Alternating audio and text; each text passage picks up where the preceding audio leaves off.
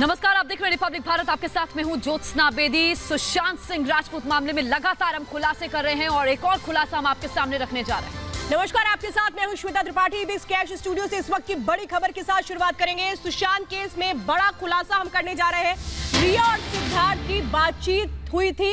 ये बातचीत अगस्त 2019 में हुई, 10 मई तक हुई और देखिए किस तरह से वो कॉल्स जो है वो सामने आ रहे हैं जो इस बात की तस्दीक करते हैं कि रिया और सिद्धार्थ कैसे एक दूसरे से लगातार कांटेक्ट में थे, कैसे एक बड़ी साजिश रची जा रही थी। क्या साजिश रची जा रही थी, क्योंकि देखिए ये जो कॉल डिटेल्स हैं जो सामने आए हैं कि कैसे अगस्त में, मई में लगातार बातचीत की गई थी। 10 मई के बाद व्हाट्सएप कॉल पर बातचीत हुई थी। एक ही दिन में दोनों ने वीडियो जारी किए। ये वो चीजें हैं जो ये बताता है कि कैसे रिया और सिद्धार्थ दोनों मिल करके एक बड़ी प्लानिंग कर रहे थे, लगातार एक दूसरे के कांटेक्ट में थे। जिस तरीके की बात रिया कर रही थी, ठीक वैसी ही बात सिद्धार्थ पिठानी कर रहा था। और अब ये जो कॉल डिटेल सामने आए हैं, ये कई और बातों को रखते हुए।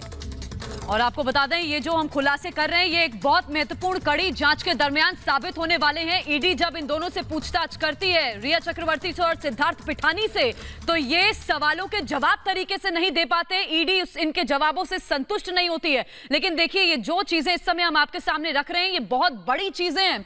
ये कॉल डिटेल्स देखिए, अगस्त 2019 से 10 मई तक 101 बार दोनों के बीच बात हुई है। 101 कॉल्स की गई हैं। 10 मई के बाद 51 सेकेंड की एक कॉल, 10 मई के बाद व्हाट्सएप कॉल पर बात हुई है। एक ही दिन दोनों ने वीडियो भी जारी किया था। श्वेता, नॉर्मल कॉल से ही जाते हैं व्हाट्सएप कॉल पर, मतलब और व्हाट्सएप कॉल डिलीट क्यों की गई, सवाल तो ये भी। चैट भी डिलीट की गई है। देखिए ये शायद रिया और सिद्धार्थ पिठानी को डर था कि कुछ सामने आ सकता है। उस तरीके की शायद कोई एक ऐसी कॉन्वर्सेशन थी जो वो नहीं चाह रहे थे सामने आए। लेकिन अब हर एक कड़ी और कैसे हर एक बात खुल करके सामने आ रही है वो हमें नजर आता है।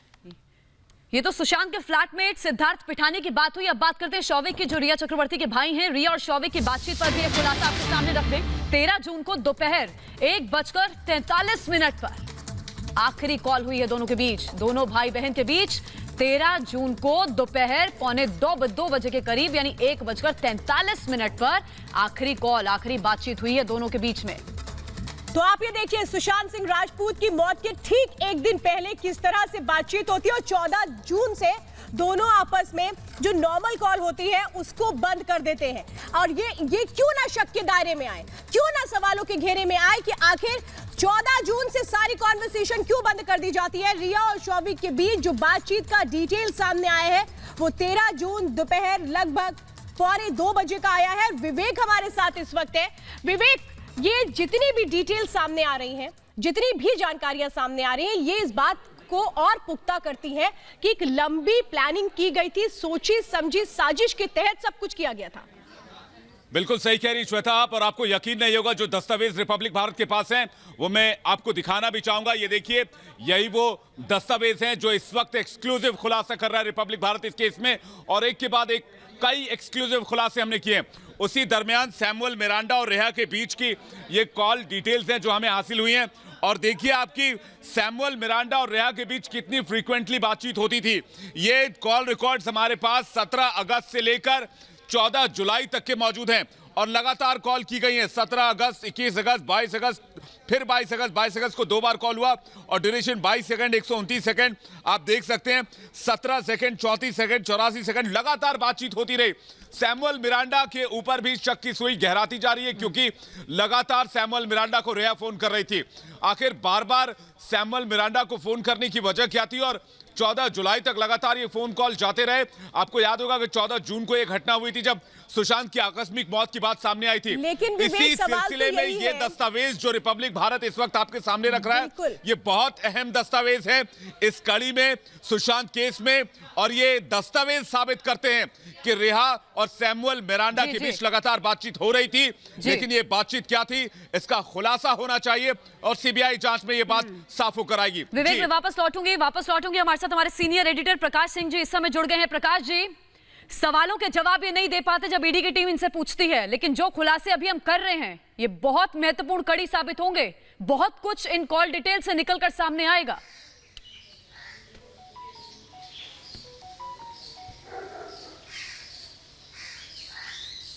देखिए, जो कॉल डिटेल्स हैं आप क्या सिद्धार्थ पिठानी की कॉल डिटेल्स की बात कर रहे हैं? जी जी, सिद्धार्थ पिठानी के मिरांडा से भी बातचीत हुई। शौविक चक्रवर्ती अपने भाई से भी उन्होंने बातचीत की। हाँ, तो जहां तक सिद्धार्थ पिठानी की बात है, ये मैं बता दूं आपको कि रिया चक्रवर्ती और सिद्धार्थ पिठानी की बातचीत 10 मई के बाद नॉर्मल कॉल पे नहीं हुई है। तो मैंने जब कॉल डेटा एनालाइज किया तो उसके बाद एक पैटर्न देखा कि 10 मई के बाद ये लोग जो है इनक्रिप्टेड कॉल पे शिफ्ट हो गए, जैसे कि व्हाट्सएप कॉल पे। तो ये एक पैटर्न दिखाता है कि शक की सुई जाती है कि 10 मई के बाद आखिर क्या वजह हुई जिससे आप रोज बात करती थी सिद्धार्थ पिठानी से, आप अचानक से व्हाट्सएप कॉल पर शिफ्ट हो जाती हैं और कॉल डेटा जो हमारे पास अभी तक के मौजूद है उसमें वो रिफ्लेक्ट नहीं हो रहा है। और सबसे बड़ी बात यह है कि जब 12-14 दिन पहले वीडियो स्टेटमेंट रिलीज होता है तो सिद्धार्थ पिठानी और रिया चक्रवर्ती एक ही दिन वीडियो स्टेटमेंट रिलीज करते हैं अपने डिफेंस में। तो बात तो हुई थी, तो बात इसका मतलब व्हाट्सएप कॉल पे हुई। तो क्या कोई डिजाइन था, कोई प्लॉट था जिसके तहत आप ये बातचीत करना शुरू कर दी व्हाट्सएप कॉल पे, और उसके बाद इंस्टाग्राम पे आप फोटोग्राफ लाइक कर रही हैं? तो इसका मतलब कुछ तो बात थी। जिस व्यक्ति से आपकी बातचीत करीब 100-150 बात हो रही है अगस्त से लेके मई तक, और आप अचानक से इनक्रिप्टेड कॉल पे शिफ्ट हो जाती है, जबकि सिद्धार्थ पिठानी उस समय घर में मौजूद होते हैं। रिया चक्रवर्ती 8 जून को घर से बाहर जाती हैं सुशांत राजपूत के, और सिद्धार्थ पिठानी को ये कह के जाती हैं कि I am just a phone call away और इनका ख्याल रखना, मैं बातचीत करती रहूंगी। और सिद्धार्थ पिठानी ने यह भी कहा कि रिया चक्रवर्ती से बात हुई हमारी सुशांत राजपूत के मौत के बाद। तो क्या ये व्हाट्सएप कॉल पे पहले से ही चल रहे थे ताकि इनका कोई कंक्लूसिव एविडेंस नहीं मिल पाए? तो पुलिस और सीबीआई को इनके व्हाट्सएप कॉल, व्हाट्सएप चैट्स की भी छानबीन करनी चाहिए, क्योंकि इसका कोई रिफ्लेक्शन नॉर्मल कॉल पे नहीं है। तो जब तक ये व्हाट्सएप कॉल्स और व्हाट्सएप चैट्स के इमेजेस नहीं आएंगे तब तक ये जांच पूरी नहीं होगी, क्योंकि इसमें बहुत बड़ी साजिश नजर आ रही है। जहां तक कि सिद्धार्थ पिठानी का रोल है, वो अचानक से हैदराबाद चले जाते हैं, सवालों के जवाब देने से कतराते हैं, और रिया चक्रवर्ती के जो उनके साठगांठ है ये तो जगजाहिर हो चुके हैं, क्योंकि वो पहले परिवार के तरफ से बयान दे रहे थे। जब देखा गया कि एफआईआर में उनका नाम दर्ज नहीं है तो तुरंत पाला बदला और रिया चक्रवर्ती की भाषा बोलने लगे और रिया चक्रवर्ती के बारे में